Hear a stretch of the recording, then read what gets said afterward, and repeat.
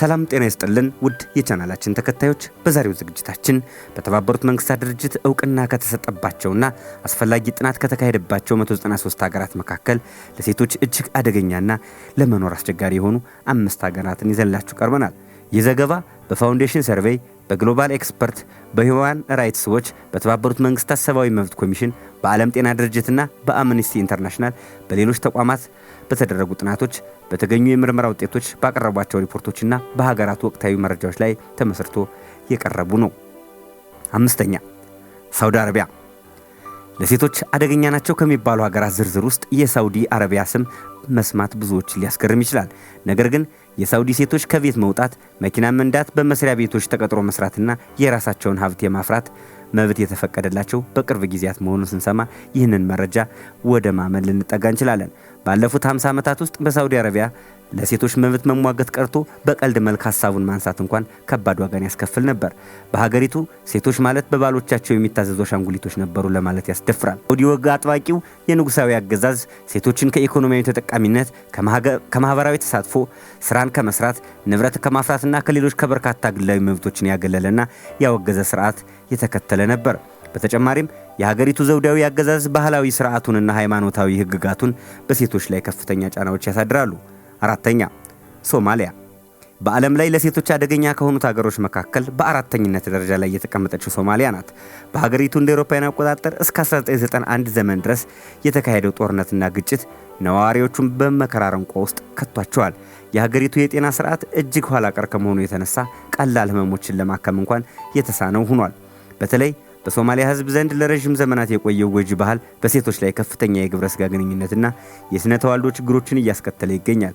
የሀገሪቱ ዜጎች ከትምህርት ስርዓትና ከስራ የሚገለሉ በመሆናቸው ለከፋ ድህነትና ለኢኮኖሚ ጥገኝነት የተጋለጡ ሆነዋል። 3ኛ ሶሪያ። በዓለም ላይ ለረጅም ዓመታት የዘለቀ የእርስ በርስ ጦርነቶችን በማድረግ የሚቀድማት ሀገር የለም። የሀገሪቱ ግማሽ ህዝብ የተሰደደባት ሀገር በመሆን በዓለም ታሪክ ላይ ተመዝግባለች። በጦርነት ሳቢያ 90% መሰረተ ልማቶቿ በመፍረሳቸው የዓለማችን ጨለማ ሀገር እየተባለች ትጠራለች። ሀገሪቱ ሴቶች፣ እናቶችና ህፃናት የመከራ ኑሮን የሚገፉባት ሀገር ከሆነች ዘመናት ተቆጥረዋል። በሴቶች ላይ የሚደርሱት ስቃዮችና ጦርነት ካስከተላቸው ችግሮች እንጂ ከወሲባዊ ጥቃቶች ጋር የሚያያዙ አይደሉም። በሶሪያ በምጥ ለተያዙ እናቶች የሚወልዱበት ሆስፒታል ማግኘት ብርቅ ነው። ዜጎች በሰላም እጦት ሳቢያ ለከፍተኛ የስነ ልቦና ችግር ተዳርገዋል። ትምህርትን ቀርቶ በሰላም ወጥቶ ለመግባት እንኳን ማሰብ ተአምር ነው።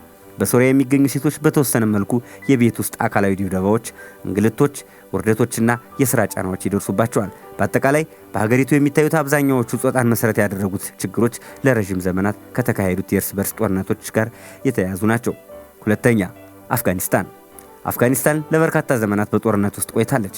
ይቺ የጦርነት ወላፈን ዛሬም በከፍተኛ ችግሮች መሃል የምትዳክር ሀገር እንድትሆን አድርጓታል።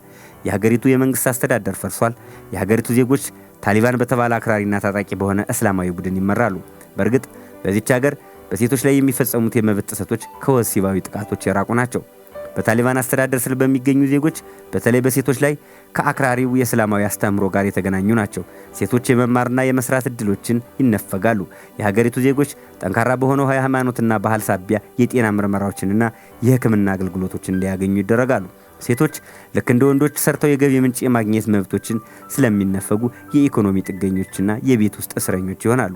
ሴቶች እነዚህን ማህበራዊ፣ ሃይማኖታዊና ባህላዊ ደንቦችን ወይም ስርዓቶችን የሚጥሱ ከሆነ ከባድ ቅጣት እንዲቀበሉ ይደረጋሉ።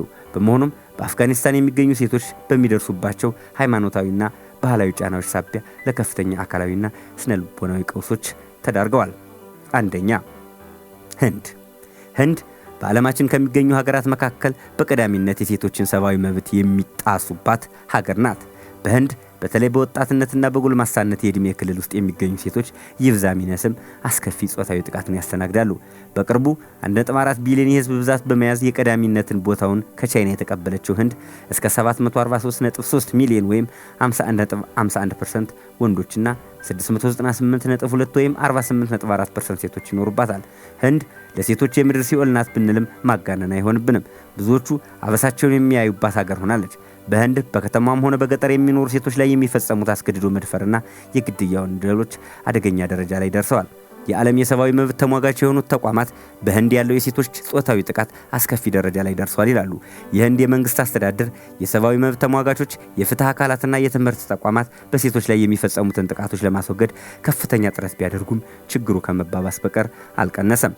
በሀገሪቱ የባቡርና የትራንስፖርት ጣቢያዎች ውስጥ ሴቶች ተደፍረውና ተገድለው ይገኛሉ። ህዝብ በተሰበሰበባቸው ቦታዎች በሴቶች ላይ ጥቃቶች ሲፈጸሙ በማህበረሰቡ ዘንድ በቸልታ ይታለፋሉ። በህንድ በተለይ በተማሪዎች ላይ እገታ፣ አካላዊ ትንኮሳ፣ ድብደባ፣ መደፈርና ግድያ ተፈጸመ የሚሉ ዜናዎች መስማት የየዕለቱ ተለምዳዊ ወሬ ሆኗል።